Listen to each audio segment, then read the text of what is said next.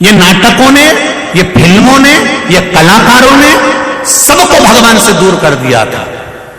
लोग मंदिर जाना भूल गए थे, लोग भगवान के मंदिर में जाते ही नहीं थे, शिवालय तक नहीं जाते थे। नवयुवक बेटा बेटियों को शर्म आती थी मंदिर जाने में, पर शिव की कथा ने, शंकर की भक्ति ने फिर एक बार पकड़ लिया आपको और शिवालय तक लाकर फिर पकड़ लिया।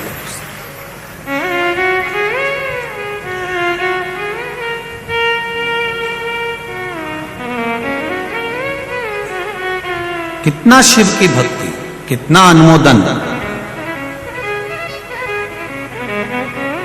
कोरोना के पहले और कोरोना के बाद में, ये कोरोना से जो आप लोग टीवी पर कथा सुन रहे हैं उसके पहले का समय देखिएगा। जिन जिन के घर में अभिषेक भी होते थे तो साल में एकाध अभिषेक हो जाता था तो हो जाता था। अब लोगों के मन में इतना भाव जागृत हो गया कि कम से कम प्रदोष में या शिवरात्रि पर या कभी ना कभी वो ब्राह्मण देवता को बुला ही लेते हैं और एक आध दो अभिषेक साल में जहां एक होते थे वहां दो तीन हो ही जाते हैं। ये क्रम शिव भक्ति का जो जागृत हुआ है उसका एक आनंद हमारे जीवन में अपने आप मिला, अपने आप प्राप्त हुआ और उसका जो फल है, उसका जो रसतत्व है वो जीवन को सुख देने वाला, उसकी जो भक्ति है वो हमारे जीवन में एक आनंद की लहर देने वाली। शिव कथा कह रहे हैं, भगवान शंकर की पावन कथा कहती है, एक छोटा सा बच्चा जिसके जीवन में ये उसको ज्ञात नहीं है कि कौन सा फूल भगवान को चढ़ता है, कौन सी पत्ती भगवान को चढ़ती है, किस तरह से जल चढ़ता है, बस वो तो एक अनायास भाव में चढ़ाता है और शिव प्रकट हो जाता है। शनि महाराज ने तप करा तो काशी का शिवलिंग का निर्माण करा, चंद्रदेव ने तप करा तो सोमनाथ के शिवलिंग का निर्माण करा, नर्मदा जी ने तप करा, राजा मानधाता ने तप करा तो ओंकारेश्वर का शिवलिंग का निर्माण हुआ, भगवान कृष्ण ने तप करा तो नागेश्वर शिवलिंग का निर्माण हुआ, पांडवों ने तप करा, नर नारायण ने तप करा तो केदारेश्वर शिवलिंग का निर्माण हुआ, बड़े बड़े शूरवीरों ने तप करा, भीम ने तो भीमाशंकर का निर्माण हुआ, गौतम बाबा ने तप करा तो त्र्यंबकेश्वर का निर्माण हुआ, रावण ने तप करा तो वैद्यनाथ जी का निर्माण हुआ। एक एक शिवलिंग का दर्शन करिए, किसी शिवलिंग में आपको यह नहीं मालूम पड़ेगा कि एक विधवा नारी का बेटा 4 से 5 वर्ष का शिवजी की मिट्टी का निर्माण कर और उस पे हरके से जल चढ़ा रहा है, हर कोई सा फूल चढ़ा रहा है, मंत्र भी नहीं आता, केवल बड़बड़ कर रहा, मुख में उंगली रख ली और अड़अड़ा चिल्ला रहा, 5 वर्ष का बेटा। और शंकर भगवान महाकाल के रूप में प्रकट हो जाते हैं, ये दुनिया का पहला ज्योतिर्लिंग हो।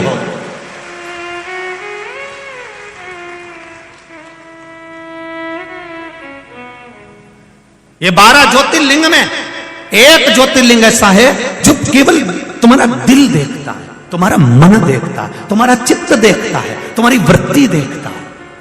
किसी ज्योतिर्लिंग में भगवान के नयन नहीं बनाए जाते, किसी ज्योतिर्लिंग में भगवान की मूंछ नहीं बनाई जाती, किसी ज्योतिर्लिंग में भगवान का चेहरा नहीं बनाया जाता, पर यह ज्योतिर्लिंग में भगवान का चेहरा भी बनता है। उसका कारण केवल इतना है, बच्चे को समझाएं तो समझाएं कैसे? बच्चे ने जो खिलौना देखा है ना, बच्चे को वही खिलौना चाहिए। और बच्चे को माँ ने जैसा समझाया था कि भगवान शंकर कैसे होते हैं, उनकी तो मूंछ होती है, उनके तो बड़े बड़े नेत्र होते हैं, उनके तो त्रिपुंड लगा होता है, उनकी तो तीसरी आंख होती है, उनके तो गले में रुद्राक्ष की माला होती है। शंकर भगवान पार्वती जी से बोले अब इसको समझाऊं कैसे? अगर मैं शिवलिंग बनकर प्रकट हो गया तो भी नहीं समझेगा, तो इसको रूप तो दिखाना पड़ेगा। तब राजा, उसी समय पर राजा चंद्रसेन ने उस समय भगवान का श्रृंगार का सुख पाया, और भगवान का जब विग्रह का श्रृंगार हुआ तब राजा का विग्रह, जो महाकाल राजा का श्रृंगार किया गया, तब बच्चे के मन को तृप्ति हुई कि मेरा महादेव ऐसा लगता है। उसने जो खिलौना देखा था वो उसको नजर आया, उसको देखा।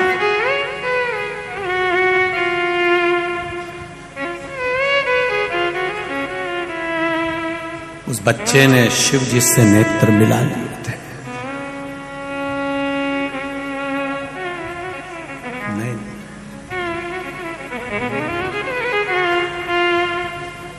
बचाई थी बहुत लेकिन हमारी लड़ गई अखियां। बहुत प्रयास करा कि भगवान से नैन ना लड़े तो भी लड़ जाते।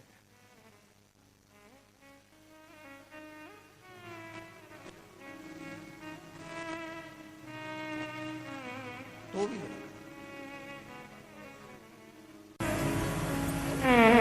उज्जैनी के 4 खूट पर 4 महादेव हैं। 84 महादेव में से 4 महादेव अवंतिका के 4 खूट पर। जब मां क्षिप्रिया दूषण नाम का राक्षस जब भागा, बाहर निकलने लगा अवंतिका से, माता ने उसको खींच कर जल के वेग से इधर भेज दिया। शिव भागे उधर, भगवान शंकर ने उधर संहार करा तो गया इस खूट पर इधर संहार करा। 4 खूट पर 4 महादेव, 84 महादेव में से 4 महादेव 4 खूट पर हैं और 80 जो महादेव हैं वो भीतर अवंतिका में विराजमान है।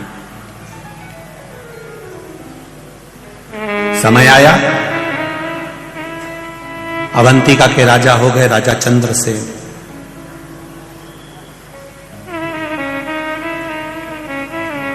राजा चंद्रसेन ने नियम बना लिया, ये ब्राह्मणों की देन, ये अवंतिका में जो 84 महादेव हैं, ये ब्राह्मणों का सुख देने वाले। अपने बच्चों की जिसने बलियां दे दी हैं, अपने बच्चों को निचोड़ता हुआ जिन ब्राह्मणों ने देखा है,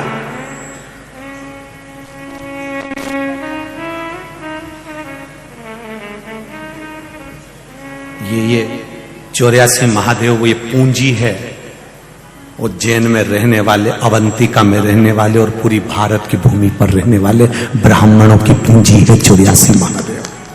ये पूंजी है 84 महादेव।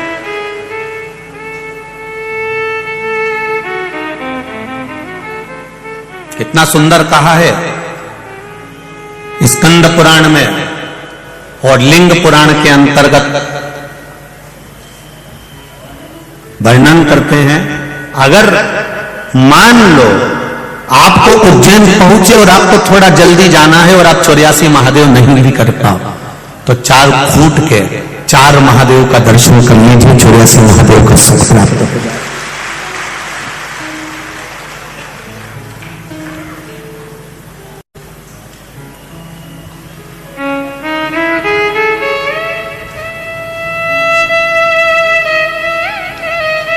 उज्जैन गोपाल मंदिर के पुजारी जी आदरणीय रामचंद्र जी भार्गव या शर्मा लिखते हैं, महाराज जब पूर्व में 84 महादेव हमने करे, उस समय पर जब वो एक एक महादेव का जो वर्णन करते थे, पहले स्कंद पुराण में से, लिंग पुराण में से, फिर कहीं कहीं पद्म पुराण में से, हम भी निकाल कर उसका स्मरण करते थे, फिर वो सुनाते थे तो बड़ा मस्त सुनाते, बड़ा आनंद। 4 खूट पर 4 महादेव विराजमान है। राजा चंद्रसेन ने नियम बना लिया, नगर का राजा अगर भक्ति में लगा हुआ है, नगर का राजा शिव भक्ति में लगा हुआ है, राज्य का राजा अगर भगवान की आराधना में लगा हुआ है, तो यह विश्वास मानकर चलना कि दुनिया में किसी राज्य का राजा उस राज्य पर आक्रमण करने से पहले 50 बार सोचेगा।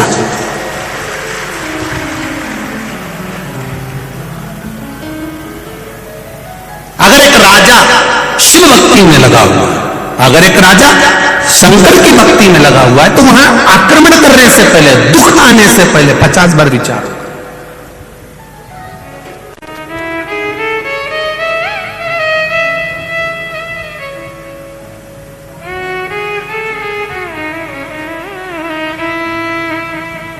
आपकी शिव भक्ति की प्रबलता होना चाहिए।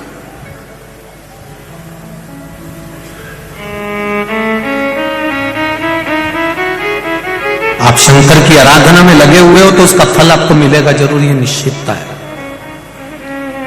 राजा चंद्रसेन ने नियम बना लिया कि मैं 84 महादेव भले ना जा पाऊं, महीने में एक बार 84 महादेव कर लूंगा, पर 4 खूंट पर जो महादेव विराजमान है, 4 जगह पर जो शिव बैठे हैं दूर दूर खूंट पर, मैं उनका दर्शन करूंगा। रथ में बैठ चंद्रसेन 4 खूंट का महादेव दर्शन करने नहीं जाता था। अब देखिए जरा कितनी सुंदर चरित्र है। मेरे महाकाल राजा के कथा जो चल रही है उसको आप ध्यान से सुनना कि चंद्रसेन राजा की धर्म पत्नी पूजन का पात्र तैयार कर कर रखती थी, तो राजा चंद्रसेन कहते थे कि इस थाली को इतनी दूर तक मैं लेकर जाऊंगा, उससे अच्छा है तू जल का पात्र मुझे दे दे। कमंडल में जल भरते थे राजा चंद्रसेन, सुंदर स्वर्ण पात्र, और 4 खूंट पर राजा चंद्रसेन चले जाते थे।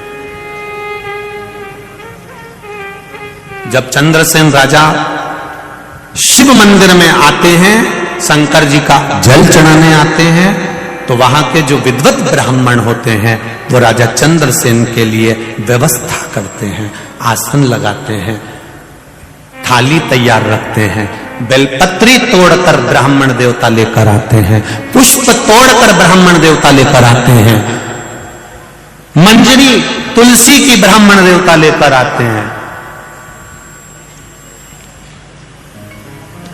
बहुत ध्यान से सुनना रे मेरे भाई और मेरी बहनों, जितने आस्था चैनल पर कथा सुन रहे हो और जितने लोग इस पावन धरा पर इंदौर की कथा सुन रहे हो, 12 ज्योतिर्लिंग के शिव महापुराण की कथा चल रही है। जिंदगी में जो राजा चंद्रसेन ने पाया आप भी पा सकते हो, पर एक गलती से जरा दूर रहिएगा। वो गलती को जरा हमें समझना है कि हमारी जिंदगी की वो कौन सी गलती है कि महादेव हमसे प्रसन्न नहीं होता। जितने रोडों पर बैठे हैं वो भी सावधानी से सुने इस कथा को, दिल से सुनिए। चंद्रसेन राजा ने देखा कि मैं जाता हूं, पूजा की थाली लगी मिलती है, बेलपत्र टूटी मिलती है, पुष्प मिल जाता है, जल थाली सब तैयार मिलती है, आसन ब्राह्मण लगाता है, थाली ब्राह्मण लगाता है, मैं बैठकर पूजन करता हूं, ब्राह्मण को दक्षिणा अधिक भी देता हूं, सब कुछ करता हूं, पर इसमें एक गलती हो जाती है। मेरे वीआईपी पन के कारण जो बहुत घंटों से खड़े हुए हैं उनको धक्का देकर निकाल दिया जाता है। चंद्रसेन राजा के ये संवाद को अपनी जिंदगी में उतारिएगा। बहुत बड़े बड़े दानी हो आप लोग, बहुत बड़े बड़े धर्मात्मा हो आप लोग, बहुत वीआईपी भी हो आप लोग। मैं 1 लाख बेलपत्र शिव जी को चढ़ाती हूँ, मैं 1.25 लाख चढ़ाती हूँ सावन के महीने में, मैं इतना भंडारा चढ़ाती हूँ सावन के महीने में, मैंने ये कर दिया, मैंने वो कर दिया। तुम 1.25 लाख बेलपत्र चढ़ाओ चाहे 1 करोड़ बेलपत्र चढ़ाओ, तुम्हारी 1.25 लाख बेलपत्र चढ़ाने में अगर तुम्हें अहंकार आता है तो वो 1 बेलपत्र शिव की उठाकर शिव पर चढ़ाने वाला आगे निकल जाएगा। शंकर को तुम्हारी 1.25 लाख बेलपत्र नहीं चाहिए। किसी पुराण में नहीं लिखा है शंकर भगवान की कि तुम 1.25 लाख बेलपत्र चढ़ाओ या 1 लाख बेलपत्र चढ़ाओ। शंकर भगवान की कथा कहती है 1 बेलपत्र भी मुझे अपना मानकर दिल से चढ़ाएगा तो तू मेरा हो जाएगा, मुझे ज्यादा नहीं चाहिए, अपने दिल से मुझे दे।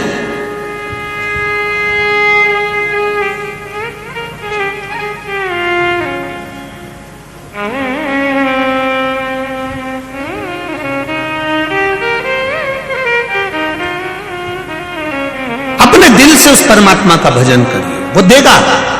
आप कितने भी वीआईपी हो, आप कितने भी ऊंचे पद पर बैठे हो, परंतु आप कितनों को कूच कर, कितनों को हटाकर फिर आप भगवान के पास तक पहुंचे। अब इतने जो पहले से खड़े हुए हैं, पहले से मन लगाकर बैठे हैं, दिल लगाकर बैठे हैं, उसको कष्ट देकर यदि आप शिव तक पहुंच भी जाओगे, शंकर नहीं मिल सकता, शिव नहीं मिल सकता।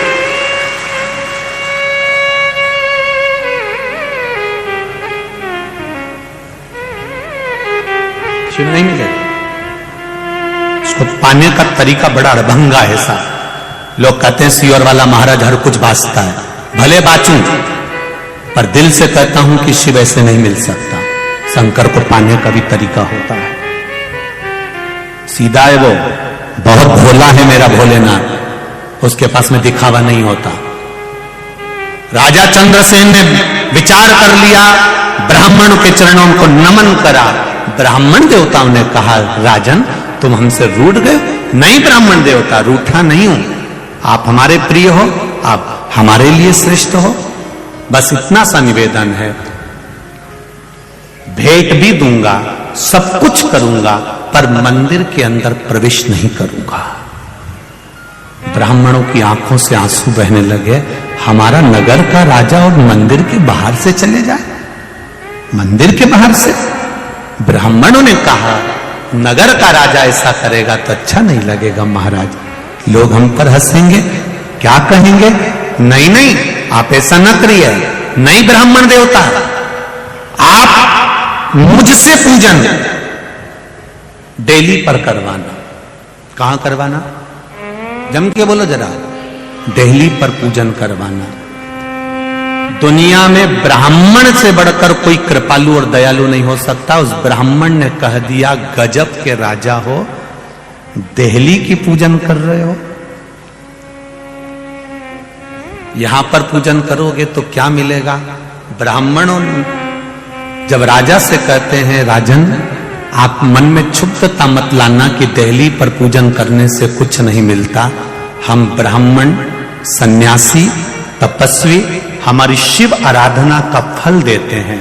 दरवाजे पर भी, दिल्ली पर भी अगर आपने पूजन करी है तो हमने जो शिव अर्चना का फल पाया है, मात्र दिल्ली पर प्रणाम करने से ब्राह्मण जो अंदर बैठकर शंकर जी की आराधना करता है, ब्राह्मण जो अंदर बैठकर महामृत्युंजय पाठ करता है, ब्राह्मण जो अंदर बैठकर संकल्प लेता है, ब्राह्मण जो अंदर बैठकर पूजन करता है, मात्र शिव मंदिर की देहली पर माथा रख देने से ब्राह्मण का सारा पुण्य उसके खाते में आ जाता है। जो उसने अंदर भजन करा है, जो उसने पुण्य कमाया है, ब्राह्मण अपना पुण्य देता है। इसलिए गो ब्राह्मण ये दोनों का एक क्रम है। गाय अपने बच्चे के दूध भगवान उसको देता है तो अपने बछड़े के लिए देता है। गाय को दूध बछड़े के लिए